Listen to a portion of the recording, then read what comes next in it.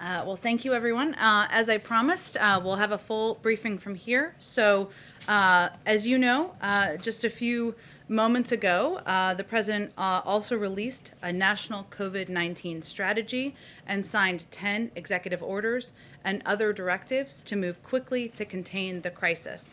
Underpinning everything the president signed today and everything we do every day will be equity. Some highlights of those actions include an executive order to fill supply shortfalls for vaccinations, testing, and PPE. The president directed agencies to exercise all appropriate authorities, including the Defense Production Act, to accelerate manufacturing and delivering of supplies such as N95, masks, gowns, gloves, PCR swabs, test reagents, and necessary equipment and material for the vaccine. The president also signed a presidential memorandum to increase federal reimbursement to states and tribes for the cost of National Guard personnel, emergency supplies, and the personnel and equipment needed to create vaccination centers.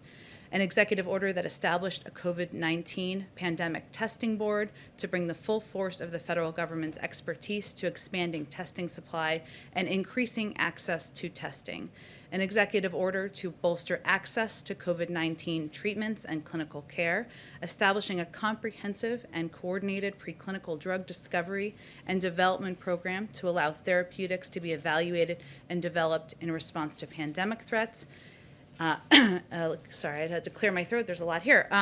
He also issued an executive order directing the Departments of Education and Health and Human Services to provide guidance on safe reopening and operating for schools, childcare providers, and institutions of higher education. An executive order on the Occupational Safety and Health Administration to immediately release clear guidance for employers to help keep workers safe from COVID-19 exposure.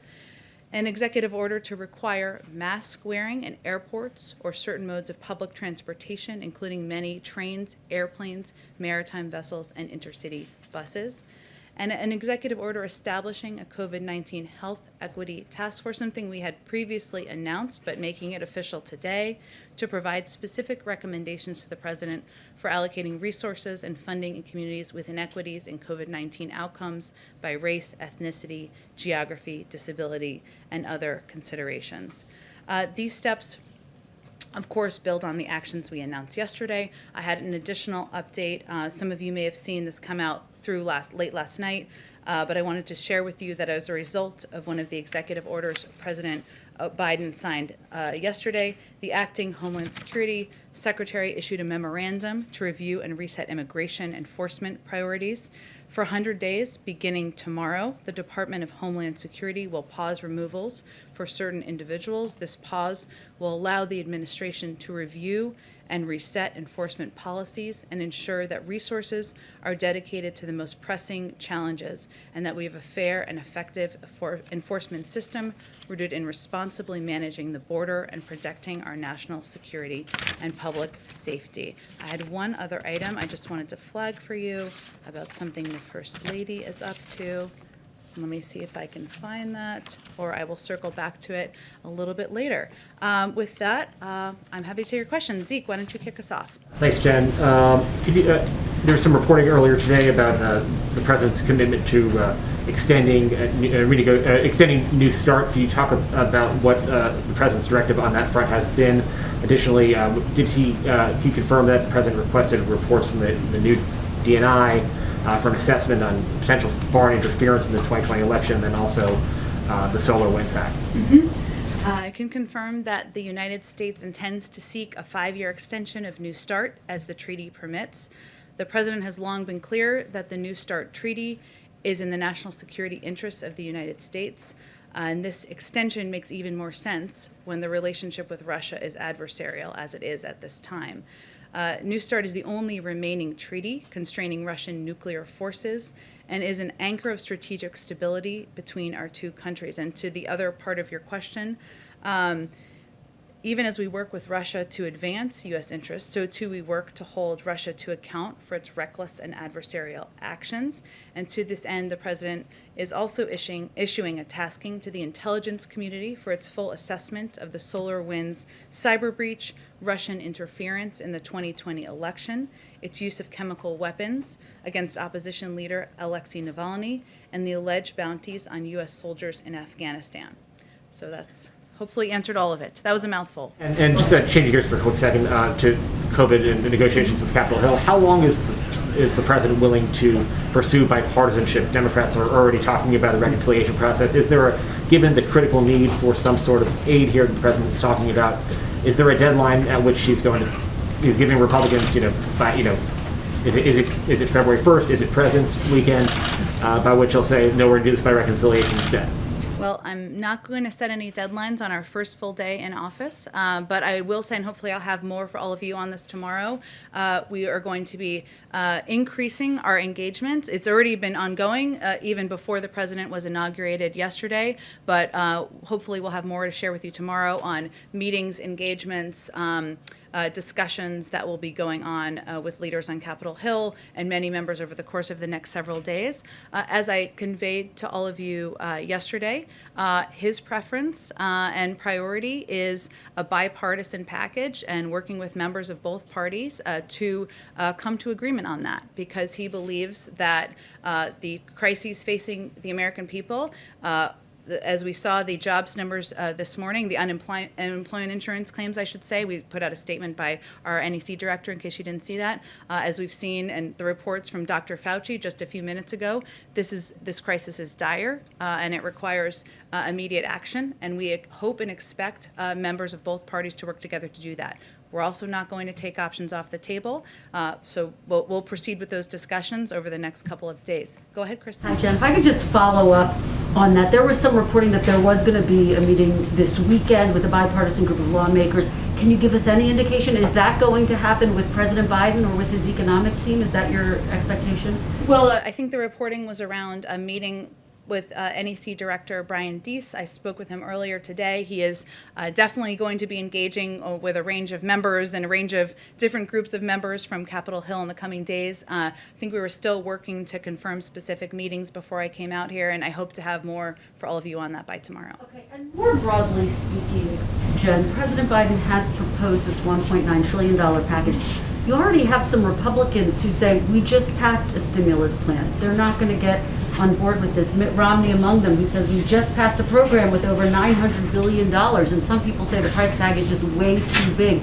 So how does President Biden expect to get this passed with bipartisan support, and how does that fit into his broader message of bipartisanship, proposing something like this that's that big? Well, I think it fits perfectly into his message of bipartisanship. He wants to work with Democrats and Republicans to address the crises that the American people are facing, whether they live in red states or blue states or Democrats or Republicans.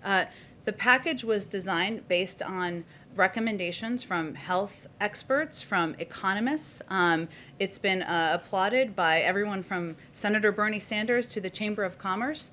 And there are specific pieces in there that are meant to serve as a bridge for the American people, including a large percentage of it that's for unemployment insurance, funding for vaccine distribution, something that is pivotal, as we've already been discussing here today, for reopening of schools. So part of the discussion we'll be having with members is what do you want to cut? And this is a plan that he feels addresses the crisis at the moment. One quick follow-up on that. The work of the Senate is being held up by this dispute over the filibuster. Where does President Biden come down on that? Does he think that there should not be a filibuster so that the Senate could move forward with its work? Well, the president-elect spoke just yesterday, as you all saw, about the spirit of working together and bipartisanship to confront the four crises facing us. You've already seen him work with Republicans and Democrats and work toward a bipartisan approach to passing packages that will address the crises we're facing, and that certainly is his priority and his preference. So that's what he'll continue to work on day 2 of the administration. Go ahead, Mike Scheer. Okay, see, you can call her. I just gave you a hard time. Go ahead. That's fine. So I want to push you a little bit more on that question. Like, if there's this call for unity that the president made in his speech yesterday, But there has so far been almost no fig leaf even to the Republican Party. You don't have a Republican cabinet member like President Obama and I think President Clinton had. The executive orders that he's come out the gate have been largely designed at erasing as much of the Trump legacy as you can with executive orders, much of which the Republican Party likes and agrees with. You've put forth an immigration bill that has a path to citizenship but doesn't do much of a nod towards the border security. And you've got a $1.9 trillion COVID relief bill that has, as folks have said, already drawn all sorts of criticism. Where is the actual action behind this idea of bipartisanship? And when are we going to see one of those, sort of substantial outreaches that says this is something that, the Republicans want to do too? Well, I guess what I would send back to you, there was a lot in there, so let me do my best here. But Mike, is unemployment insurance only an issue that Democrats in the country want? Do only Democrats want their kids to go back to schools? Do only Democrats want vaccines to be distributed across the country? He feels that package is designed for bipartisan support. I will also say that we have also had some positive developments on our confirmations and our nominees. Last night, as you all saw, the president's nominee, now confirmed first female leader of the intelligence community, was confirmed with a vote of 84 to 10. You can check me on that, but an overwhelming vote. We've seen progress today on the nomination and hopeful confirmation of Lloyd Austin. So there is movement supported by both sides of the aisle and members of both parties. I think if you talk to Democrat or Republicans on the Hill, which I know many of you do, they will say they're not looking for something symbolic. They're looking for engagement. They're looking to have a conversation. They're looking to have a dialogue. And that's exactly what he's going to do. Go ahead, Mary. On that, has the president reached out to congressional leaders to sit down and discuss this relief package? Will he be? How much personal involvement is he going to have in this process? I expect he will be rolling up his sleeves and will be quite involved in this process, Mary. And yesterday was quite a busy day for him, as you all know. His schedule was minute by minute, and his family was here. But he was involved even before yesterday, having conversations with members of both parties, picking up the phone and having those conversations. He saw, of course, members of both parties. He invited leaders from both parties to join him at church. Obviously, that wasn't really a discussion about specifics of the bill, but he did have an opportunity to talk about his agenda and working together on his agenda moving forward. But I think you will see him quite involved in the days ahead, but you will also see the vice president quite involved. You will also see policy leaders like Brian Deese and others in the administration quite involved and having conversations with both Democrats and Republicans. But no plans right now to sit down with them. Well, I think we will have more to share with you soon in terms of engagement of many of our senior officials with members of both parties. And on the Defense Production Act, just to be clear, has the administration actually invoked the Defense Production Act? And if so, can you spell out what changes we may see because of this? Which companies are being asked to make what? Well, let me give you a very specific example that helped really make it clear for me.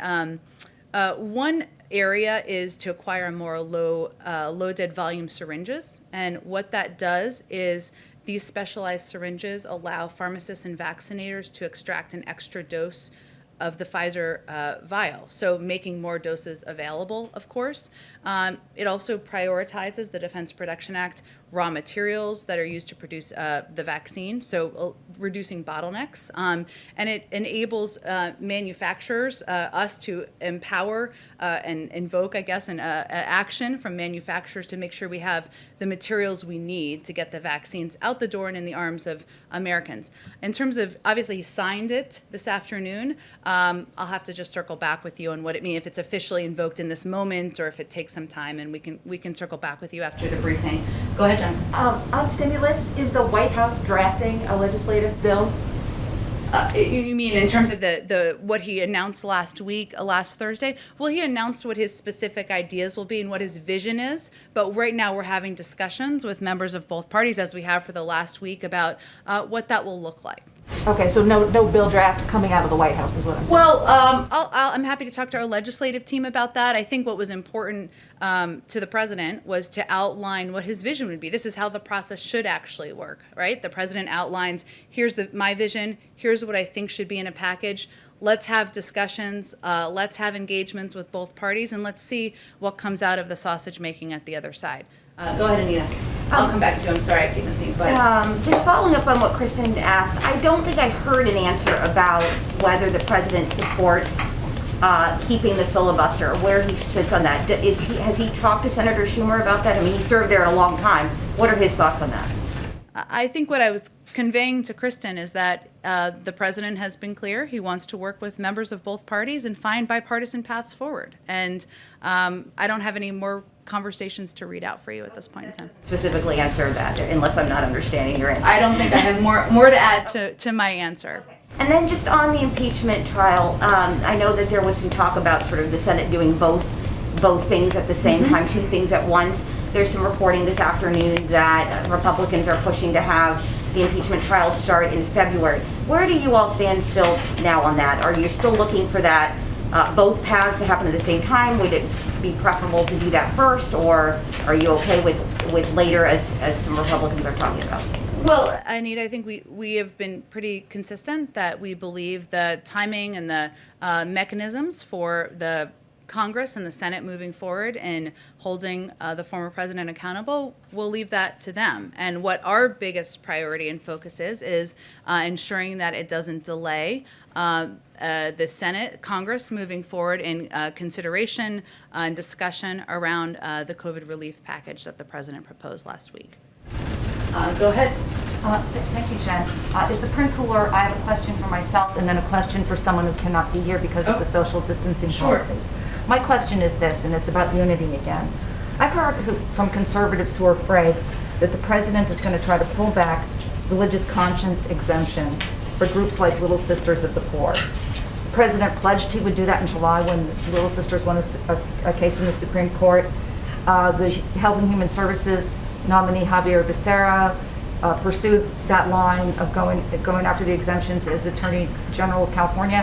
What's the president going to do on that? I haven't discussed that particular issue with him. I'm happy to circle back with you, but I don't. There's not a change in his position from what he said earlier this summer. Did you have another question? Question from Adam Longa of WUSA 9. He says, we saw the president warmly greet Mayor Bowser during the parade yesterday. She's pushing for the D.C. statehood measure to be on the president's desk within 100 days. Will the administration get behind this bill, and does the president support it? I hate to disappoint you, but I will have to circle back with you on that as well. There's quite a bit going on. I have not discussed D.C. statehood with him in the last 36 hours. I look forward to hearing it. Okay, sounds great. Go ahead in the back. Yeah, thanks, Jen. I wanted to circle back on something COVID related. I know the president has obviously made a priority of resuming in-person learning in the first 100 days. I wondered, is the administration planning to issue any kind of uniform guidance to states on, whether it's reopening schools, reopening businesses, indoor dining, stuff like that? Or are you all planning to just kind of leave it to states to do sort of a patchwork based on their own situations? Well, as Dr. Fauci conveyed, our objective is to ensure that health and medical experts are leading the effort in delivering guidance, determining guidance, and also communicating it with the public whenever possible. And any guidance would come, of course, as you know, from the CDC. We will, of course, defer to that. But part of our priority and our focus here is on providing more engagement with states, more clear guidance from the federal level in terms of how we're planning to operate, what data we're seeing, how vaccines are being distributed, what we see as the challenges, and that communication has been lacking as we understand it from our conversations in the past few months. So that is what we will focus on improving in the months ahead. Would you specifically, are you planning to do, daily or weekly calls with states, or how are you planning to up the communication there? Well, we have an entire COVID team, as you know, who are now, most of them are official, and part of their role will be engaging with governors, Democrats and Republicans, mayors, local elected officials to gain a better understanding of what's happening on the ground. That will be how they're going to be intaking a great deal of information. Obviously, health care providers and experts on the ground as well. We will also do engagement from the level of the president and the vice president as well, because they also want to have that conversation with states and local officials on what they're experiencing, what they see the challenges as, and how they can be addressed. And that's something I think in President Biden's heart. He is a local elected official still, and he gets into the weeds of what they're experiencing, and he will be involved in that himself. Go ahead and then way back. Thanks, Jen. There's a lot of really big things that the administration wants to do: infrastructure, the stimulus, tax reform. Can you sort of lay out the cadence for us over the upcoming year? How do you envision those three major things playing out? What's the order? When do you think those will be taken up? When will they happen? Well, what I can lay out for you on our first full day here is what our initial priorities are, and they revolve around addressing the 4 crises that the president has stated that the country is facing, including getting the pandemic under control, getting people back to work, addressing our climate crisis, and addressing racial equity. And so, go ahead. No, I was going to ask you, do you think tax reform happens in 2021? I don't really have any predictions for you on that. I think at this point in time and for the foreseeable future, addressing the pandemic, getting the pandemic under control, and that linkage to getting people back to work will be his top priority. Keystone XL, the decision yesterday from the president, what would you say to those who have lost their job or will lose their job as a result of that decision? What would the message from the president and the White House be? The message of the president and the White House would be that he is committed. His record will shows the American people that he is committed to clean energy jobs, to jobs that are not only good, high-paying jobs, union jobs, but ones that are also good for our environment. He thinks it's possible to do both. He led an effort when he was the vice president to put millions of people to work with both of those priorities in mind, and he will continue to do that as president. But he had opposed the Keystone Pipeline back in 2013 when it was when there was a consideration of the permit, or sorry, I don't think it was 2013. I think it was a little bit after that. And he's been consistent in his view, and he was delivering on a promise he made to the American public during the campaign. Go ahead all the way in the back. Thank you. I wanted to ask you about India-US relationship. What is President Biden's vision of an India-US relationship, the relationship between the world's oldest and the world's largest democracies? Well, first I would say that President Biden, who of course has visited India many times, respects and values the long bipartisan, successful relationship between leaders in India and the United States. He looks forward to a continuation of that. Obviously, he selected and yesterday she was sworn in, the first Indian American to serve as president or vice president. It's certainly a historic moment for all of us in this country, but a further cementing of the importance of our relationship. So go ahead, George. Yeah, thanks. 2 questions if I could. One, on the Hatch Act, will this administration take that seriously, and do you think it's ever appropriate for this White House to have a political event or a political meeting? Well, as you know, there are some political events that are acceptable, but we certainly take the Hatch Act seriously and will abide by that. And you will not see a political rally on the south lawn of the White House with under President Biden. The second one, this may sound trivial, but presidents and candidates have some events where they're fun for the candidate. The big crowd on the acceptance speech at the convention, the big crowd at the inauguration, big rallies.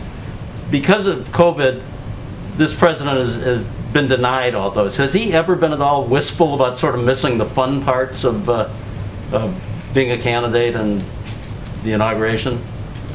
Not in front of me, George. I will say that even yesterday, or of the last couple of days, he tried to find a moment of joy with his family and with his grandchildren, who bring him a great deal of joy, and a recognition of of course, the great responsibility he has on his shoulders, but a moment in history that he was playing a very important part of. So I would say he's been in public office, as you all know, for decades, and he's had many joyful moments, but this moment, serving as president, coming in at a crisis where thousands of people are dying from a pandemic every day, millions of people are out of work, is not really a time for daily joy as the leader of the free world, and he's focused on doing his job to get the work done for the American people. Go ahead.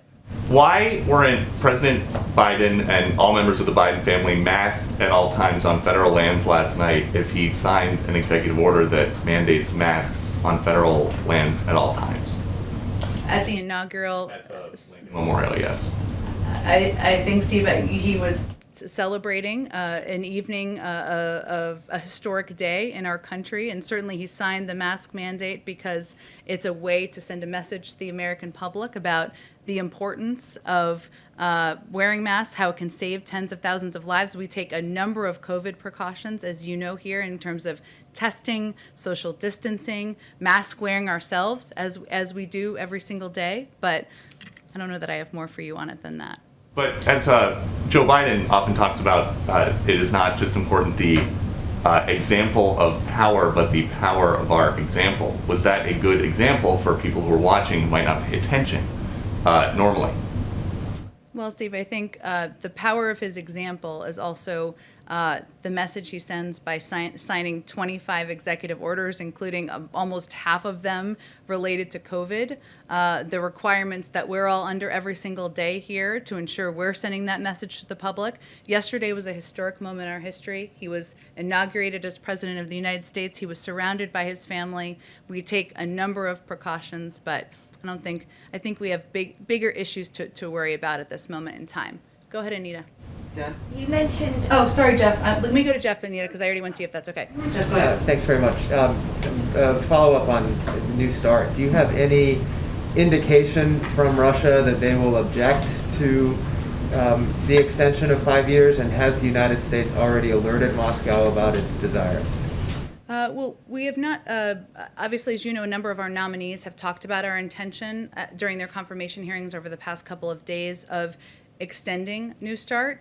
I don't have any calls to read out for you, but I can check and see if any notifications or discussions have happened this afternoon. And a follow-up on something from yesterday, which I think you referred to, that President Biden had said that President Trump left him a very generous note, and he didn't want to talk about it until he spoke to President Trump. Are President Biden and former President Trump going to have a call? There's no call planned. What he was conveying is that he didn't want to release a private note without having agreement from the former president. But I wouldn't say he's seeking it through a phone call. He just was even trying to be respectful in that moment of a private letter that was sent. With regard to the former president, has President Biden spoken to Speaker Pelosi at all about the timing of when she plans to bring the impeachment articles to the Senate, and how he would like to see this trial proceed? President Biden has been pretty clear about what the focus of his conversations are and what his intention is with his engagements with leaders from both sides of the aisle and in both houses of Congress, including with Speaker Pelosi, someone he's known for quite some time. And that is his intention and focus on getting the COVID package through. So he will leave it to her and to now Leader Schumer to determine what the path forward and the timeline will be in holding the former president accountable. Anita, go back to you. Yeah, you earlier mentioned 4 priorities of the president. I was surprised to not hear immigration per se in that, because yesterday many of the executive orders were about immigration. There were 2 major agency releases last night about immigration. The bill is being introduced today. Do you not see that as sort of the second big push after the COVID bill? Where do you see that? And I guess I would say, why is it, I was going to ask you, why is it going to be, why is it such a priority after the COVID bill, but you didn't even list it, so I wanted to kind of clarify that and get your thoughts on it. Well, I wouldn't read into that other than immigration we consider as part of racial equity and part of which is a broad issue, but that's how the president has spoken about that crisis over the past several months, and clearly it is an enormous priority to him because we moved forward in announcing the specifics of an immigration bill, an immigration package he is eager to move forward on with Congress on his first day in office. But as you know, there's been a lot of history on efforts to do comprehensive immigration reform, to do any form of immigration reform. And what we're hopeful is that this will be a moment of reset and a moment to restart discussions on Capitol Hill. There are already a number of co-sponsors who have been announced to have those discussions. There are experts on immigration who have worked on this issue on both sides of the aisle. Historically, it is an issue that there is bipartisan support from the business community, supports from a range of outside groups with different political tilts, and we're hopeful that will help propel it forward. Menendez said today on a call, he called it a Herculean, effort to get this through. As you know, it hasn't gone through, as you just mentioned before. I mean, there are Republicans grumbling today that there's not more in that bill that they want to see. So is that bill, what do you think the prospect of that bill getting through is? Well, I don't know that I can predict that the first day. I mean, it's only been out for 24 hours.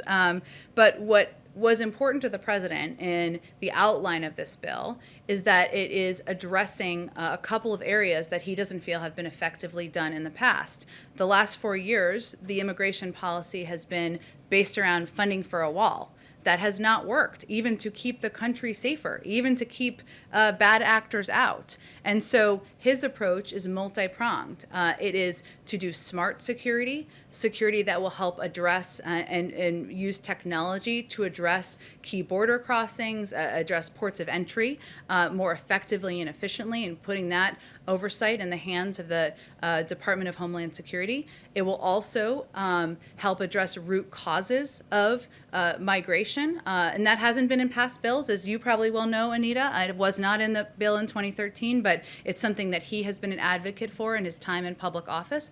And it also has a pathway to citizenship for the 11 million undocumented immigrants who are living in the country. There are components of here in the bill that address a lot of the issues that have not been addressed in the past, and certainly the components of it that are talk about smart security are the kind of border security that we think is essential and more effective than what we've seen over the past couple of years. Go ahead. Oh. Can I go to Zeke first and then to you, Kristen? Go ahead. I just wanted to follow up on a question I asked the president an hour or so ago about the 100 million vaccines in the first 100 days target. That's roughly a per diem basis of where the vaccinations are right now. Can you just elaborate a little bit why the president isn't setting the bar a little bit higher? It may be require another nudge. Just to explain to the American people when they see these statistics of, one tracker had 1.6 million yesterday. Why isn't the president shooting just a little bit higher given the magnitude of the crisis here?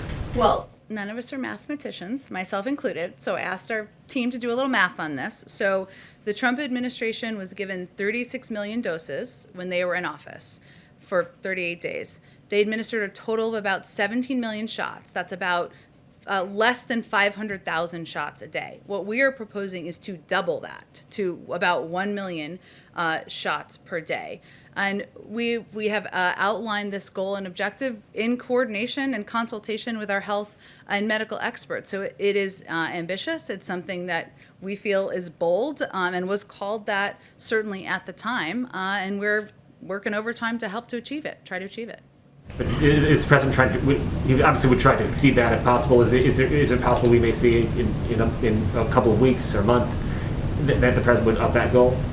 Well, Zeke, there are a lot of factors that go into determining how many shots can get into the arms of Americans. We feel confident we can achieve this goal. Obviously, there are other vaccines that are being considered at this point in time by the FDA. There is funding that will be needed for distribution. There are a number of steps that will help expedite at some point in time. But right now, our focus is on what many health and medical experts have consistently called a bold goal. I will note also that some of the reporting this morning, which Kristen asked about earlier, was that the Trump administration left us with no plan. It's hard for them to both be exactly true at the same time. And our team has been putting together a plan, our own plan, as Dr. Fauci talked about, for some time to achieve this goal. But he also mentioned that there are a number of challenges. It's not just about lining people up, as you all know, but for people watching in a football stadium and giving them shots. We have to overcome vaccine hesitancy. We have to get to health communities where they don't have access to health centers. That was outlined. A number of steps to address that were outlined in the president's plan today. This is a bold goal. We're going to work every day to achieve it, and we'll build from there. There's a lot more of the administration to go from there, and more work on COVID to be done. Go ahead, Kristen. Jen, President Biden is reversing a number of former President Trump's policies, and we're seeing some of former President Trump's staffers be placed on leave or be reassigned. Is there an attempt to purge Trump officials? Well, there's a new administration, so obviously there are a number of new officials in place. I know there was some reporting, for example, and I don't know if this is who you're referencing, so you tell me if not, of the head of the NLRB. That's an individual who was not carrying out the, anyone would tell you, not just from our administration, the objectives of the NLRB. And so they're no longer in their position, and we'll make those decisions as needed. So there's not an effort writ large, but you're reassessing individuals. Well, Kristen, as you know, when a new administration comes in, there's a massive changeover in political appointees and nominees and people who will serve in a variety of roles. There are some people, Christopher Wray as an example, I'll just bring him back up, who will continue to serve in his role. But we have great value for career officials, for the officials who have been the heart and soul of agencies across government since long before the Trump administration, but who have served through the Trump administration as well. On COVID, the question. Did the transition officials know before yesterday that Amazon wanted to get involved in such a meaningful way? We saw, not that I'm aware of. I'm happy to check. I mean, when the reporting came out, I asked the question, and I think internally, and what was conveyed to me, and I don't think we discussed this yesterday, was that we've had a lot of outreach, some privately, some publicly, from a range of businesses and private sector entities, and we certainly welcome that, and we'll be considering all of those offers and what makes the most sense in our plans and proposals. So, because there are some Trump officials saying they were never offered help from Amazon, and so they're essentially saying they think this was a political call for Amazon to wait while lives were hanging in the balance, but you're saying that is not the case. I'm not aware of the timeline of when Amazon reached out. That sounds like a question for Amazon to me. Jen, Go ahead. what did you think about all the pardons that Trump handed out on his way out the door? And do you know if the DOJ or anyone is reviewing any of those? Well, as you know, we nominated an attorney general just a couple of weeks ago, Merrick Garland. We're eager to get him confirmed in the coming weeks, hopefully soon.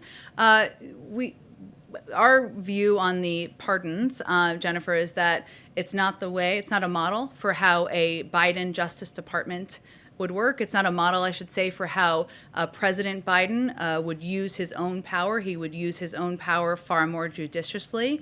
But we are looking forward. And most important for us and for him is that the Justice Department, as we look ahead, is independent, makes decisions of their own accord, including their review of any investigations or judicial steps that have been taken. Can I do a follow-up? Jen, one follow-up? Thank you. Okay, I think we're about to conclude it here, but because it's my second day, let's take two more questions. Go ahead in the back. Pardon attorneys. Yes. Is the president going to listen to the pardon attorney?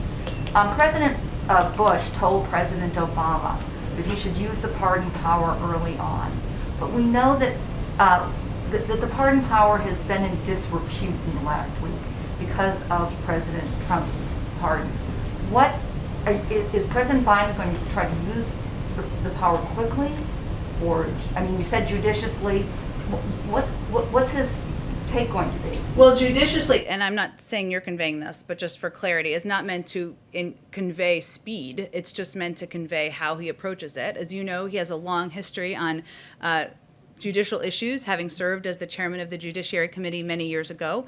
But On day 2, I don't have any prediction for you in terms of how he would use pardon attorneys or the role, but he has great respect for and value for independence, as you know, and for the role of the judiciary and the independence of that role. Okay, last actual question. Sorry, Zeke, go I ahead. appreciate it, and I'm going to bounce off stuff here, conversations that may or may not have happened.